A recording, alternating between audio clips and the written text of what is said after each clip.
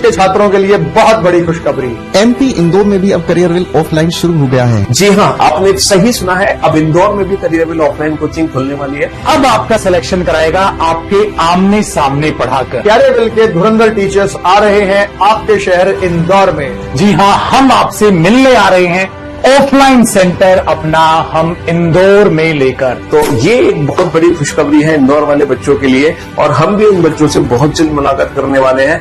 पहला बैच 19 मई से स्टार्ट हो रहा है। मेरे बच्चे, आपने देखा कि लाखों बच्चे करियरविल ऐप पर पढ़ रहे हैं और अनेक बच्चों ने करियरविल ऐप से पढ़कर सिलेक्शन लिया।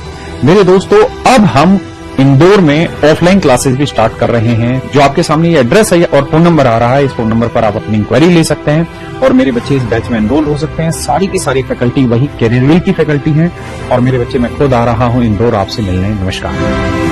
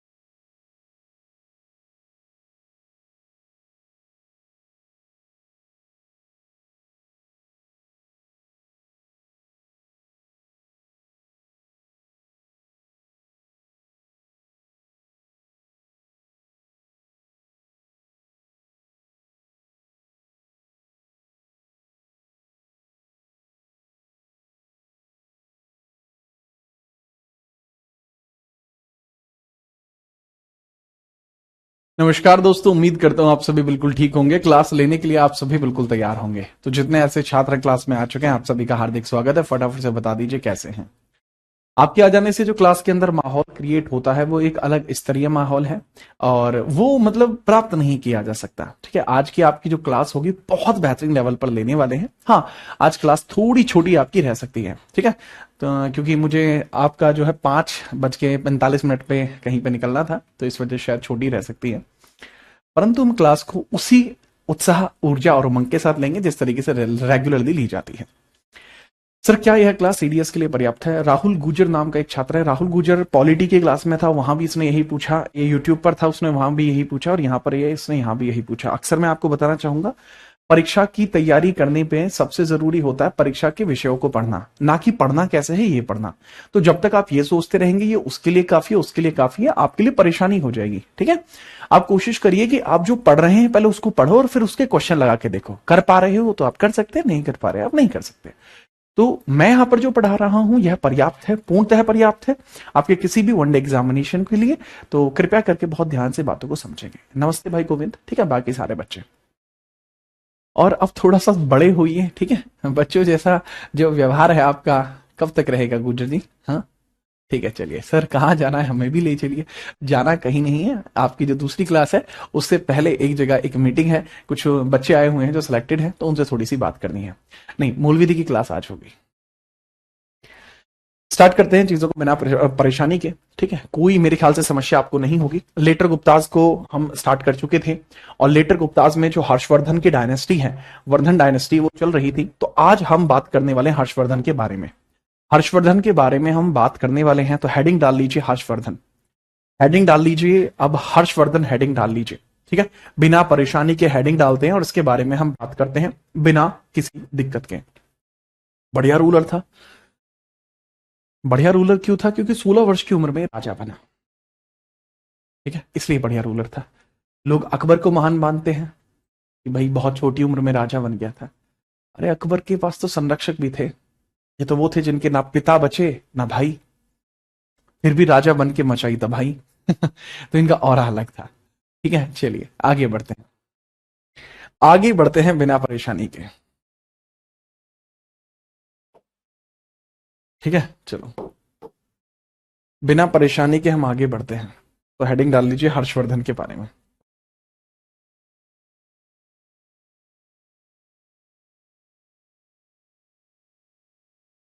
हर्षवर्धन के बारे में हेडिंग डाल लीजिए।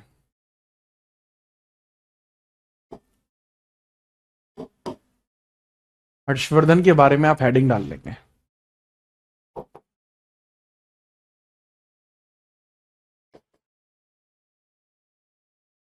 हर्षवर्धन के बारे में हम हेडिंग डाल लेंगे।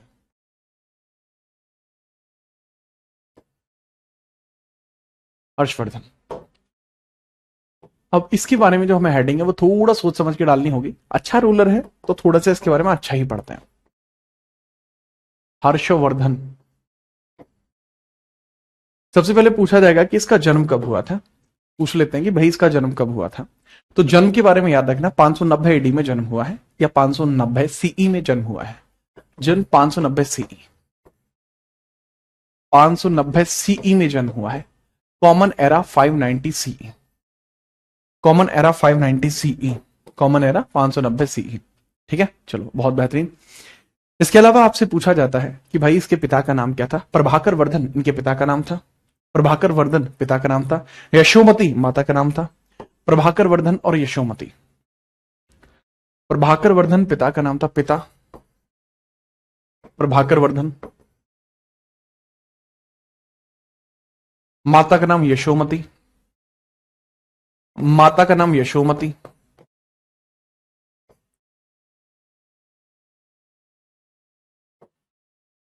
यशोमती माता का नाम था। यशोमती माता का नाम था। यानी प्रभाकर वर्धन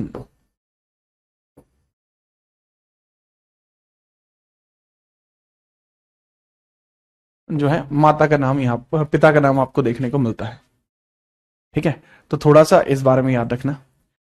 अब इंपॉर्टेंट बात करता हूं कि यहां पर किस प्रकार से चीजें आपको देखने को मिलती हैं। ठीक है, चलो बिना परेशानी के आप समझिएगा कि कितनी तरीके की चीजें आपको यहां देखने को मिलती हैं। अब यहां पर किस प्रकार से पूरा माहौल देखने को मिला है हम उसकी बात करते हैं। कीर्ति शर्मा बाबू, अगर आप सुनने पे ज्यादा ध्यान देंगी तो आप ज्यादा समझ पाएंगी। ठीक है, चलो।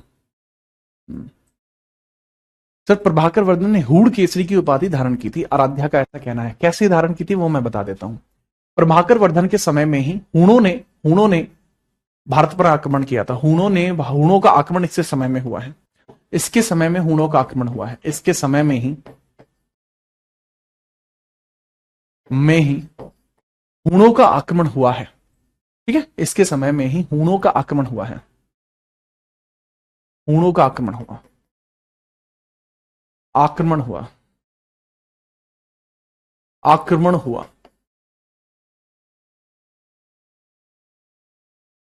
जो हून्स अटैक है वो इन्हीं के समय में हुआ। ठीक है, ही अटैक्ड हून्स, ही अटैक्ड हून्स, या फिर Huns attacked in his tenure, Huns attacked in his tenures, Huns attacked in his tenure, Huns attack in his tenure. ठीक है, उनके अटैक यहां पर हुआ था। स्कंदगुप्त के समय पर भी हुआ था। हाँ, स्कंदगुप्त के समय पर भी हुआ था, इनके समय पर भी हुआ था। इसी वजह से इनको एक उपाधि दी गई जो मैंने अभी आपको बोली थी। फटाफट बताइए, नाम बताइए फटाफट से, उपाधि इनकी बताइए, इनका टाइटल बताइए। बहरहाल पूछा जाता है कि हूणों के आक्रमण को दबाने के लिए इसने किसको भेजा था।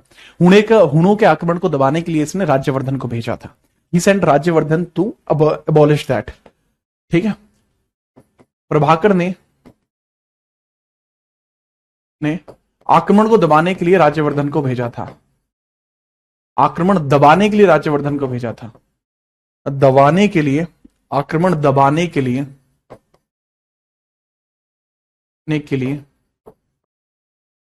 राज्यवर्धन को भेजा था। वर्धन को भेजा था।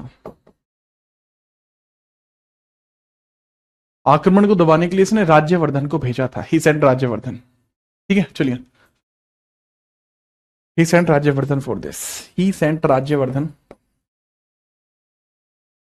और Rajyavardhan for this, for this attack,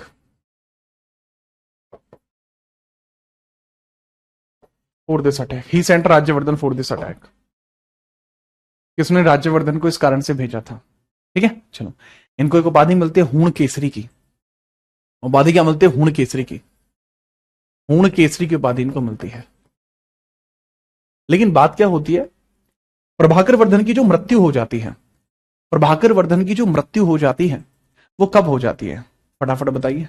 Magadh राज की उपाधि, क्योंकि हाँ उस क्षेत्र पर इन्होंने कब्जा करा है तो मगध राज की उपाधि भी मिली है। बिल्कुल पल्लवी, मगध राज की उपाधि भी मिली है। चाहे तो लिख सकते हैं मगध राज की उपाधि मिली है इनको, मगध राज की उपाधि भी इनको मिली है। You can note it down.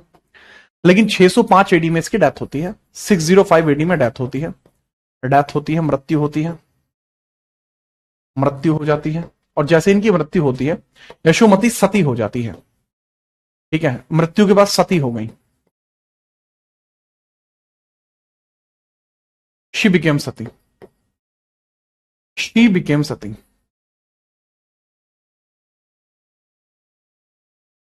She became sati, तो वो सती हो गई।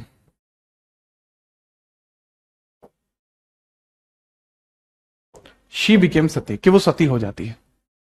ठीक है, चलिए तो बहुत ध्यान से मेरी बात को समझना बहुत ध्यान से मेरी बात को समझना। ये सती यहां पर हो जाती है, कोई समस्या मेरे ख्याल से आपको नहीं होगी। इसके बाद ही आप देखने को मिलते हैं कि भाई, लेकिन आपको भी पता है कि अगला राजा कौन बना इनकी मृत्यु के बाद, इनका उत्तराधिकारी कौन बना था। प्रभाकर वर्धन का जो उत्तराधिकारी बना था आप सभी जानते हैं, वो राज्यवर्धन बना था। पर राज्यवर्धन की भी हत्या 606 एडी में कर दी जाती है, आप भी जानते हैं। राज्यवर्धन, उत्तराधिकारी राज्यवर्धन था, किसका? प्रभाकर वर्धन का उत्तराधिकारी, और राज्यवर्धन था, उत्तराधिकारी राज्यवर्धन था, राज्यवर्धन था। उत्तराधिकारी कौन था? राज्यवर्धन था, जिसकी मृत्यु, ठीक है, या फिर जिसकी हत्या भी, जिसकी हत्या कब हो जाती है बाबू? 606 एडी में हुई। ठीक है, वो कैसे हुई? होता यह है कि राज्यवर्धन देवगुप्त की हत्या करता है। अब देवगुप्त कहां का है? देवगुप्त एमपी का है, मध्य प्रदेश का है, मध्य प्रदेश। अब ये मित्र किसका है? शशांक का, मध्य प्रदेश। देवगुप्त की हत्या की, हत्या की तो शशांक ने इसकी हत्या कर दी, तो शशांक ने इसकी हत्या कर दी, शशांक ने हत्या की।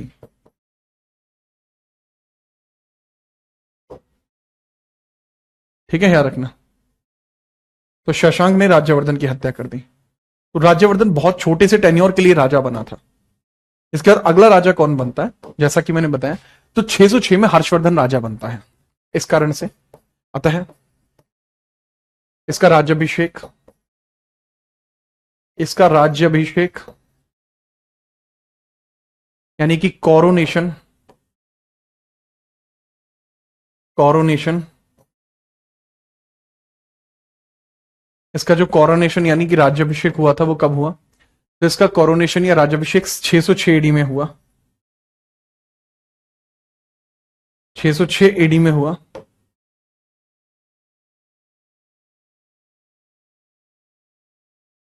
छह सौ छह एडी में हुआ।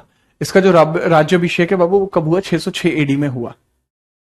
ठीक है, अच्छा पूछा जाता है कि इसने सबसे पहले क्या करा? सबसे पहले सर इसने शशांक की हत्या की, जो बंगाल का शासक था। शशांक खुद बंगाल का शासक था, अब इसकी हत्या ये करेगा। तो शशांक की हत्या इसी ने की है, हर्षवर्धन द्वारा ही शशांक की हत्या की गई है। हर्षवर्धन ने ही शशांक की हत्या की, ने ही शशांक की हत्या की, शशांक की हत्या करी, हत्या की। अब बताओ बाबू, कोई समझ में आई बात? है ना, इसी ने इसकी हत्या करी है। मुझे नहीं लगता कि आपको कोई समस्या होगी। ठीक है, कोई दिक्कत नहीं होनी चाहिए।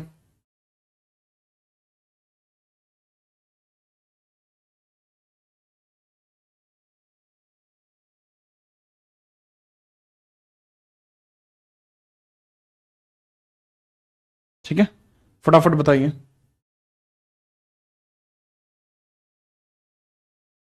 कोई परेशानी तो नहीं है? नहीं सर। हाँ, शशांक वही है जिसने बुद्धि ट्री को काट दिया था। सर आपने हर्षवर्धन में प्रभाकर को मिक्स कर दिया। अरे पापा है इसका, तो मिक्स नहीं करूंगा। हाँ सर, इतना टाइम नहीं मिलता कि नोट्स बना पाए। कोई बात नहीं, आपको हम कोशिश करेंगे नोट्स प्रोवाइड करा दें।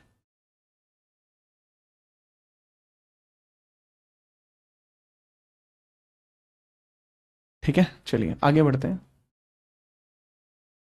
हाँ सर, ये कल पढ़ा दिया था। हाँ बाबू, ये कल पढ़ा दिया था। चलो अब हम मिलते हैं इनके बारे में कि हर्षवर्धन को क्या कहा जाता है, क्यों कहा जाता है। देखो, हर्षवर्धन एक साहित्य का सम्राट भी कहलाता है क्योंकि इन्होंने कई सारी रचनाएं भी करी हैं। परंतु मैं आपको एक बात बताना चाहूंगा कि हर्षवर्धन ही वह शासक है जिसने वर्धन डायनेस्टी को कन्याकुब्ज अर्थात कन्नौज भी बनाया था। देखिए इसको, हर्षवर्धन के द्वारा ही गौड़ वंश का शासक था शशांक। अब समझिएगा, हर्षवर्धन, इसके द्वारा राजधानी को कन्याकुब्ज भी बनाया गया। इसके द्वारा दो राजधानी रखी गई थी, दो राजधानी रखी गई, राजधानी रखी गई। इसके द्वारा दो राजधानी रखी गई। इसके द्वारा दो राजधानी रखी गई। पहली राजधानी कौन सी थी? जो दो राजधानी रखी हैं, he made two capitals, he made two capitals. अब ये दो राजधानी कौन कौन सी हैं? Two capitals, he made two capitals, he made two capitals. और जो दो राजधानियां हैं वो कौन कौन सी हैं? क्यों काटा था ट्री? क्योंकि बाबू वो बौद्ध धर्म को नहीं मानता था।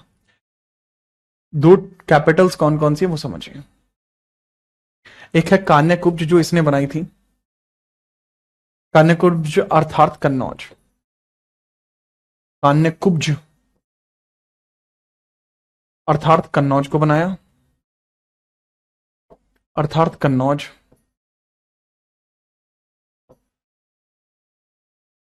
और दूसरी कैपिटल जो इसने बनाई थी वो कौन सी थी? कान्याकुब्ज अर्थात कन्नौज।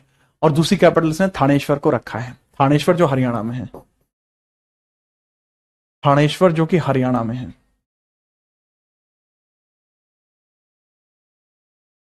थानेश्वर जो कि हरियाणा में है, थानेश्वर जो कि हरियाणा में देखने को मिलती है। ठीक है, याद रखिएगा।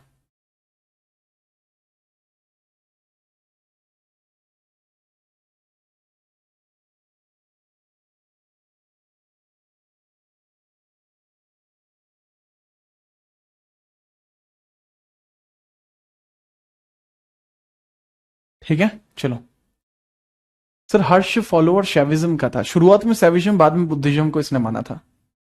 शुरुआत में शैविज्म को मानता था, बाद में बुद्धिज्म को मानता था। बिल्कुल पल्लवी। आगे बढ़ते हैं। ये नोट हो गया बाबू? ठीक है। हर्षवर्धन को जैसा मैंने बताया कि भाई इसको साहित्य का सम्राट भी कहते हैं क्योंकि इसने कई सारी रचनाएं की हैं। मैं इनकी बात करता हूं। हर्षवर्धन को साहित्य का सम्राट भी कहते हैं क्योंकि इसने बहुत सारी रचनाएं भी की हैं। हम फटाफट उनकी बात करते हैं। इनको साहित्य का सम्राट कहा जाता है। हर्षवर्धन को ही साहित्य का सम्राट कहा जाता है। हर्षवर्धन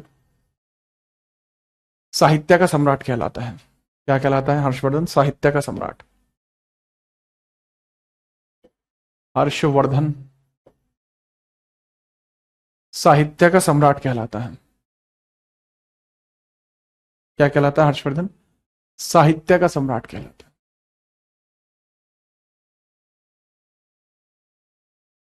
साहित्य का सम्राट कहलाता है। क्या कहलाता है? साहित्य का सम्राट। साहित्य सम्राट कहलाता है।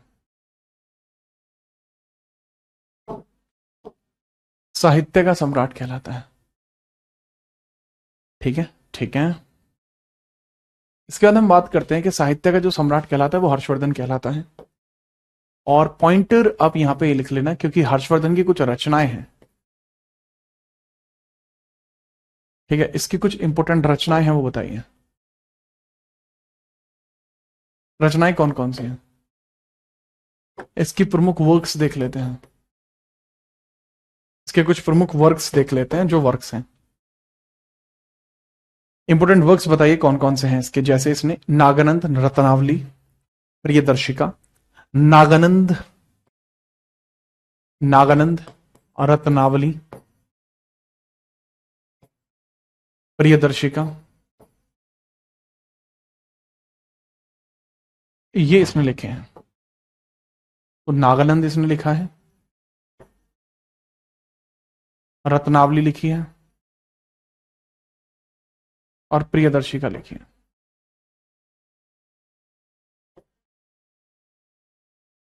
ठीक है, ये इसने लिखी है। मुझे नहीं लगता कि इसमें आपको किसी प्रकार की कोई भी परेशानी होगी। ठीक है, याद रखना।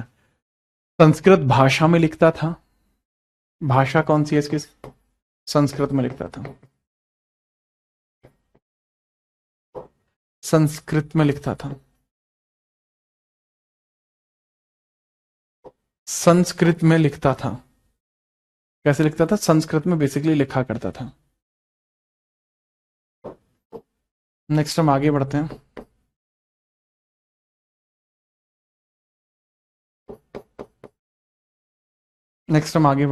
ध्यान से समझिए,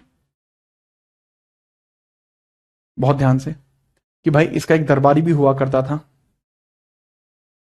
जिसका नाम था बाणभट्ट। इसका एक दरबारी कवि भी हुआ करता था, दरबारी कवि जिसका नाम है बाणभट्ट। हर्षवर्धन का एक दरबारी कवि भी हुआ करता था। हर्षवर्धन का क्या हुआ करता था, दरबारी कवि। इसका एक दरबारी कवि भी था, जिसका नाम था बाणभट्ट। दरबारी पोइट भी था इसका, कोर्टियन पोइट भी था इसका,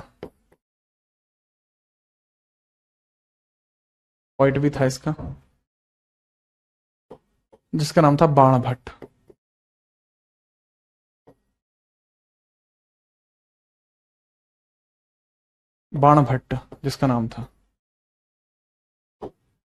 जिसका नाम क्या था, बाणभट्ट जिसका नाम था। इसका नाम आपको बाणभट्ट देखने को मिल जाएगा। इसने कादंबरी की रचना करी है, ठीक है, याद रखना। और हर्ष चरित्र में भी इसका महत्वपूर्ण योगदान है। इसने कादंबरी की रचना करी है, और हर्ष चरित्र की रचना भी इसने करी है। हर्ष चरित्र की रचना भी इसने करी है। उसने 2 रचनाएं ये बेसिकली करी हैं, काफी फेमस आपको देखने को मिल जाती हैं। ठीक है, याद रखना। तो जो हर्ष चरित्र है इसके 8 भाग हैं। जो हर्ष चरित्र आपको यहां देखने को मिलती है, इसके 8 भाग हैं हर्ष चरित्र के। इसके कितने भाग हैं बाबू, 8 भाग आपको देखने को मिलते हैं। प्रत्येक भाग को उच्छ्वास कहा जाता है। प्रत्येक भाग को क्या कहते हैं, उच्छ्वास कहते हैं। प्रत्येक भाग उच्छ्वास कहलाता है, प्रत्येक भाग को हम उच्छ्वास कहते हैं। अच्छा, हर्षवर्धन भले ही कितना ही प्रतापी शासक रहा हो, ठीक है, चलिए, कितना ही शासक रहा हो, बढ़िया, लेकिन इसको हराया भी गया है। ऐसे नहीं कि कभी हराया ना गया हो। ठीक है, याद रखना। लेकिन दरबारी कवि में और भी नाम आते हैं, तो और भी लोगों को देख लीजिए। ऐसा नहीं है कि सिर्फ बाणभट्ट था। अब जैसे किरायसर छंदी शतक भी आपको देखने को मिलता है। ठीक है, तो बहुत बढ़िया। ठीक है, चलो, वेल, इसके अंदर मयूर भट्ट आपको देखने को मिलता है। मयूर भट्ट भी देखने को मिलता है। मयूर भट्ट भी आपको देखने को मिल जाएगा। ठीक है, याद रखना। और इसके द्वारा सूर्य शतक और मयूर शतक लिखा गया है। सूर्य शतक और मयूर शतक लिखा है इसने। सूर्य शतक और मयूर शतक इसने लिखा है। सूर्य शतक और मयूर शतक इसने यहां पर लिखा है। फटाफट बताइए, बाणभट्ट और मयूर भट्ट। बाणभट्ट और मयूर भट्ट। सर कलहन भी इनके समय में थे। बहुत बढ़िया। कलहन फिर बाबू 11वीं शताब्दी में कैसे लिख देगा, अगर इनके समय में कलहन थे तो? अगर कलहन इनके समय में थे तो वो 12वीं शताब्दी में कैसे लिख देगा? ठीक है, मातंग दिवाकर थे, भृतहरि थे, मातंग दिवाकर थे, भृतहरि थे, बृहत्हरि थे, और मातंग दिवाकर थे। मातंग दिवाकर, तो ये कुछ लोग हैं। 618 एडी में इनको परास्त भी किया गया था। एक चीज आप लिखना चाहें तो लिख सकते हैं, 11वीं शताब्दी की पुस्तक और राजतरंगिणी में भी, राजतरंगिणी में, तरंगिणी में जो राजतरंगिणी आपको देखने को मिलती है, राजतरंगिणी,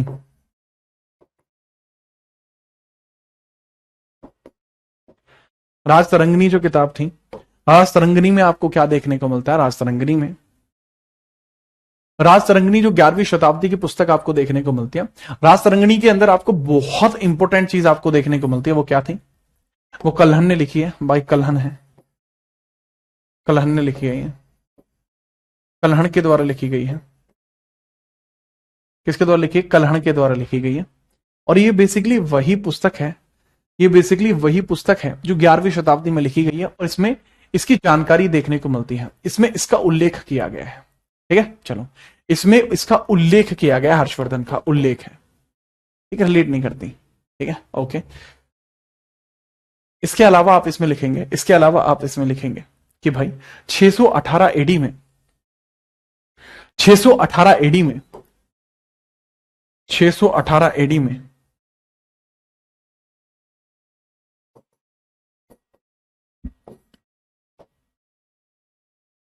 पुलकेशिन द्वितीय के द्वारा भी इनको हटाया गया था। पुलकेशिन द्वितीय के द्वारा भी इनको हराया गया था। पुलकेशिन द्वितीय ने इनको हराया था। पुलकेशिन द्वितीय ने इनको हराया था। द्वितीय ने इनको हराया था।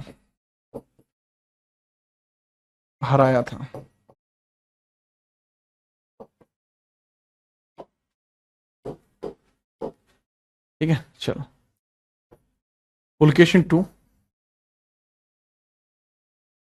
टू डिफीटेड हर्ष।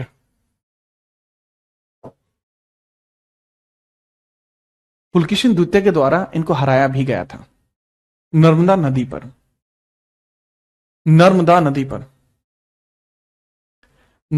पर। फटाफट लिखिए।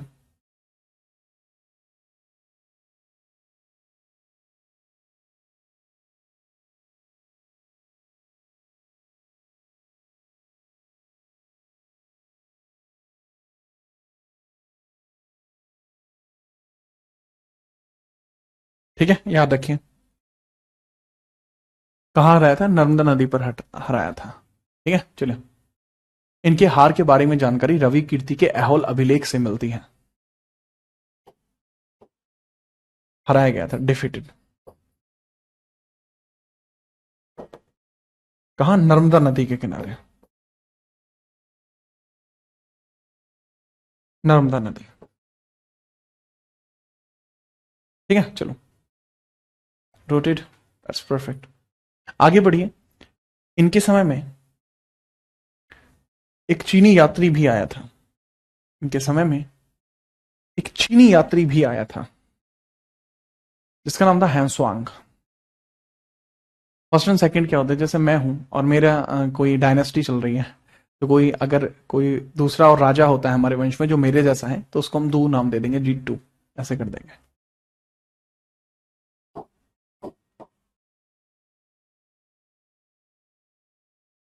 आगे हम देखते हैं, आगे देख लेते हैं जो बढ़िया चीज आपको यहां देखने को मिलती है। That is very very important, kindly note करिए, फटाफट से नोट करेंगे कि आगे आपको देखने को मिलता है हैंसवांग। चीन से आया था, चीनी यात्री था हैंसवांग।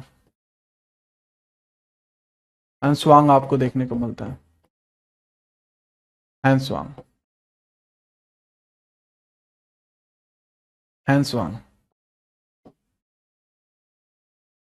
हैंसवांग आपको देखने को मिलता है।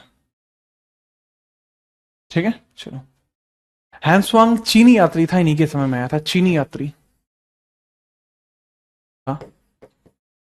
चीनी यात्री था, इन्हीं के समय में आया था। चाइनीज ट्रैवलर है, ट्रैवलर आपको देखने को मिलता है। आता कब 629 सी में आया, 629 सी में आया है। अराइवल इन इंडिया आया कब था, आपको पता लगेगा आया कब था। 629 से लेकर 645 सीई तक रहा है। यह है बाबू इसके आने का पूरा पूरा का पूरा। ठीक है, चलो याद रखना। ठीक है, चलो बिना परेशानी के याद रखेंगे।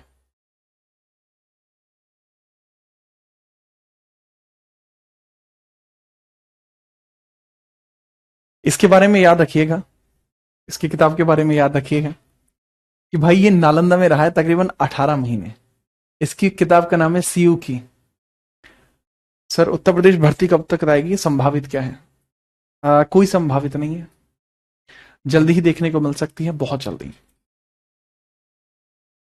जैसे मैंने बताया सीयू की आपको देखने को मिल जाएगा। हैंसवांग की जो बुक है वो कौन सी है, सीयू की। सीयू की, इसमें इसने अपना यात्रा वृत्तांत दिया है। सीयू की यात्रा वृत्तांत इसमें किया गया है, यात्रा वृत्तांत इसमें कहा गया है। वृत्तांत इसमें किया गया है, यात्रा वृत्तांत इसके अंतर्गत किया गया है। ठीक है, याद रखिएगा थोड़ा सा बढ़िया तरीके से। इसकी जीवनी भी है, इसकी एक जीवनी भी आपको देखने को मिलती है। खैर जीवनी इतनी इंपॉर्टेंट नहीं है, विली है इसकी जीवनी। इसकी जो जीवनी है वो विली है। ठीक है, याद रखना। जो विली का मतलब क्या, विली ने लिखी है, विली राइटर है, विली राइटर के द्वारा इनकी जीवनी लिखी गई है। जो इनकी बायोग्राफी है that is written by Willy, but that is not important, बिल्कुल भी जरूरी नहीं है। इन्होंने कुछ बात कही है सीयूकी में कि लिखेंगे कि भाई बिना परेशानी के आप लिखेंगे कि व्यापार का सबसे प्रमुख केंद्र। अच्छा, ये 18 महीने नालंदा में रहे हैं, 18 मंथ नालंदा में रहे हैं और इन्होंने बुद्ध शिक्षाएं प्राप्त करी हैं। 18 माह नालंदा में रहे हैं, नालंदा रहे और बुद्ध शिक्षाएं प्राप्त की, बौद्धिक शिक्षा प्राप्त करी है इसमें, बौद्धिक शिक्षा प्राप्त की। ठीक है, attain Buddhist knowledge, attain Buddhist knowledge, knowledge attain Buddhist knowledge. ठीक है, याद रखना। आगे बढ़ा, इसके अलावा आप समझिएगा प्रमुख इसका उल्लेख क्या है। सीयू की किताब का प्रमुख उल्लेख क्या क्या उल्लेख है। ये कहता है कि इस समय व्यापार का प्रमुख केंद्र कन्नौज है। डिस्क्रिप्शन देता है ये किताब, क्या क्या डिस्क्रिप्शन देती है। कहती है कि व्यापार का प्रमुख केंद्र कन्नौज है, कि व्यापार का प्रमुख केंद्र, व्यापार का प्रमुख केंद्र कन्नौज है। कन्नौज आपको देखने को मिलता है, कन्नौज, कन्नौज आपको देखने को मिलता है। व्यापार का प्रमुख केंद्र क्या है बाबू, कन्नौज। व्यापार का प्रमुख केंद्र आपका कन्नौज है, कन्नौज।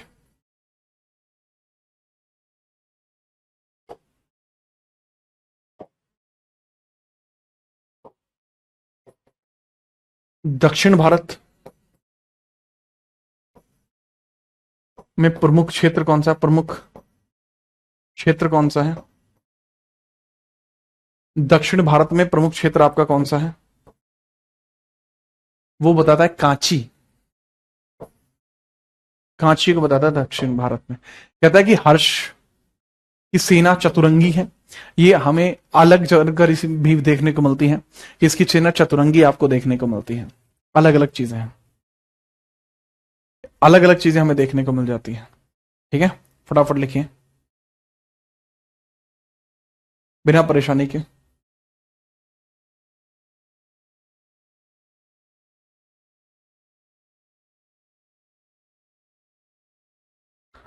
फटाफट लिखेंगे। इसके जो पुत्र हैं हर्षवर्धन के, पुत्रों की बात आती है। हर्षवर्धन के 2 पुत्र आपको देखने को मिलते हैं। हर्षवर्धन के 2 पुत्र आपको देखने को मिलते हैं कि संतानें, ठीक है, 2 सन्स आपको देखने को मिलते हैं, 2 सन्स। हर्षवर्धन को 2 पुत्रों की प्राप्ति हुई है। और जो 2 पुत्र हैं वो कौन से हैं सर? पहला तो आपको देखने को मिलता है वाग्यवर्धन और दूसरा देखने को मिलता है कल्याणवर्धन। वाग्यवर्धन, कल्याणवर्धन, वाग्यवर्धन और कल्याणवर्धन, वाग्यवर्धन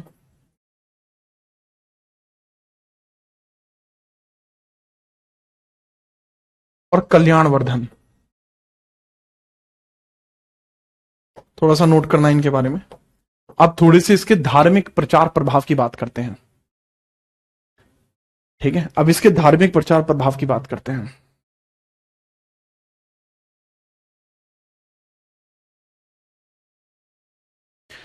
एक कह रहा सर यात्रियों का राजकुमार भी इसको कहते हैं। यात्रियों का राजकुमार जो कहा जाता है वो हैंसवांग को कहा जाता है, ठीक है। इसको कहा जाता है प्रिंस ऑफ ट्रेवल्स, ट्रेवल्स या वोयेग्स बोलते हैं, पर ट्रेवल्स लिख लीजिए। वोयेग्स भी बोलते हैं, प्रिंस ऑफ वोयेग, यात्रियों का राजकुमार। यात्रियों का राजकुमार भी इसको कहा जाता है। आगे बढ़ते हैं फटाफट से बिना परेशानी के।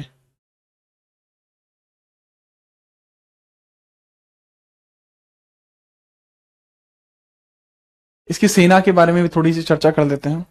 हर्ष की सेना,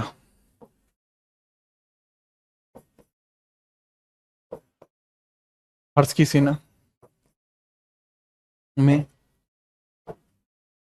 विदेशी सैनिक भी रहा करते थे। इसकी सेना में है अरबी सैनिक भी रहा करते थे, अरबी सैनिक भी थे और उनका अध्यक्ष कुंतल था। अरबी सैनिक भी थे, अरबी सैनिक भी थे, अरबी सैनिक भी थे, अरबी सैनिक भी थे, जिसका अध्यक्ष कुंतल था, अध्यक्ष कुंतल था, कुंतल था, कुंतल। जो टर्म होता है ना कुंतल, ये उसी के लिए यूज होता है, कुंतल।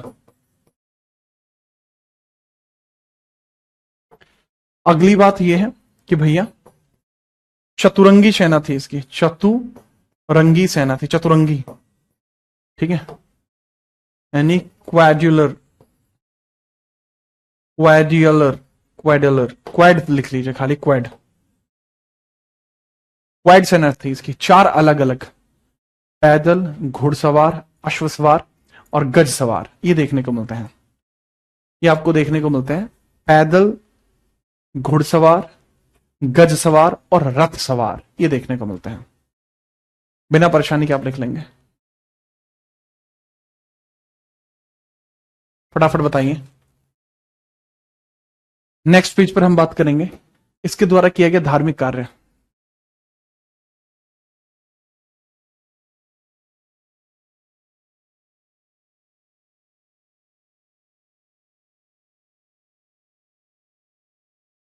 महामोक्ष काउंसिल भी इसने कराई है। हाँ, महामोक्ष काउंसिल की चर्चा यहां कर लेता हूं, महामोक्ष काउंसिल की चर्चा यहां कर लेता हूं। बहुत ध्यानपूर्वक आप समझिएगा भाई। महामोक्ष काउंसिल की बात करता हूं कि इसने 2 कराई हैं, 2 महामोक्ष परिषद कराई हैं, 2 महामोक्ष परिषद कराई हैं, परिषद कराई गई हैं। महामोक्ष काउंसिल है, महामोक्ष काउंसिल है।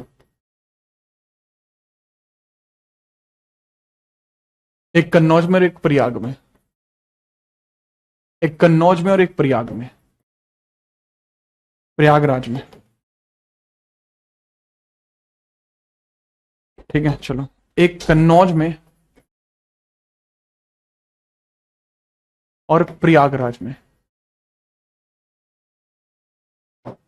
एक कन्नौज में और एक प्रयागराज में, ठीक है। कन्नौज और एक प्रयागराज, एक प्रयागराज में, ठीक है जी हाँ। दूसरा आप समझिएगा बाबू, इसने एक बुद्धिस्ट काउंसिल भी कराई है प्रयागराज में, एक बुद्धिस्ट काउंसिल भी कराई है इसने, बौद्धिक सम्मेलन भी कराया था, तो बुद्धिस्ट मीट भी इसने कराया था। कहां? प्रयाग में। महायान बुद्ध का इसने बहुत प्रचार किया है। यहां पर महायान बुद्ध के लिए कराया गया था, महायान बुद्ध के लिए, महायान बुद्ध के लिए कराया था, बौद्ध के लिए। इसने ही अपने समय में कुंभ मेलों की शुरुआत करी है, कुंभ मेलों की शुरुआत करी है। मेलों का प्रारंभ भी इसी ने किया है, कुंभ मेलों का प्रारंभ किया है। कुंभ स्टार्ट करे हैं, कुंभ स्टार्ट करे हैं। कुंभ आपको देखने को मिलते हैं, एक होता है महाकुंभ और एक होता है कुंभ। होता है महाकुंभ, अर्धकुंभ, ठीक है, और कुंभ। कैसे कैसे लगते हैं? 12 वर्ष बाद लगता है, 6 वर्ष बाद, 4 वर्ष बाद। कुंभ 4 स्थानों पर लगते हैं, प्रयाग, नासिक। प्रयाग यूपी में है, नासिक महाराष्ट्र में है, उज्जैन एमपी में है,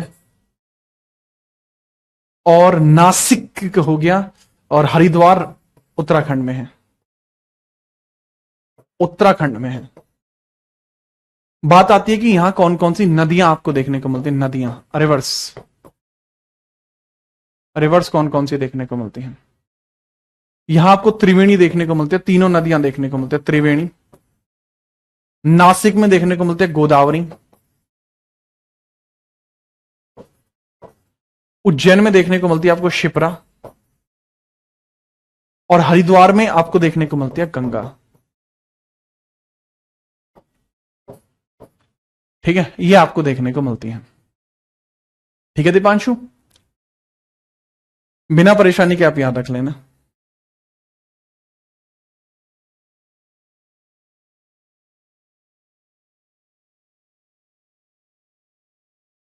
बिना परेशानी के। इसको शिलादित्य भी कहा जाता है, इसको शिलादित्य भी कहा जाता है। हर्षवर्धन का नाम ही शिलादित्य है, का नाम ही शिलादित्य है, शिलादित्य है, शिलादित्य है। ये इसके बारे में फेमस जानकारी है जो मैंने आपको यहां पर बताई है, यहां पर। बाकी 647 में इसकी डेथ होती है, उसके बाद ही ये जो वंश है वो समाप्त हो जाता है। लिख लेना इसकी डेथ कब हुई है, मृत्यु कब हुई है। 647 सीई में इसकी डेथ हुई है, 647 सी में इसकी डेथ हुई। ठीक है, चलो आज के लिए बाबू इतना ही रहेगा, बिना परेशानी के। मुझे नहीं लगता कि कोई समस्या आपको होगी। ठीक है, चलो अब आपसे मुलाकात इसी प्रकार से करेंगे। कोई डाउट है तो पूछ लीजिए, वरना फिर आज की क्लास आपकी यहीं तक रहेगी। बताइए बताइए, ठीक है मैटर?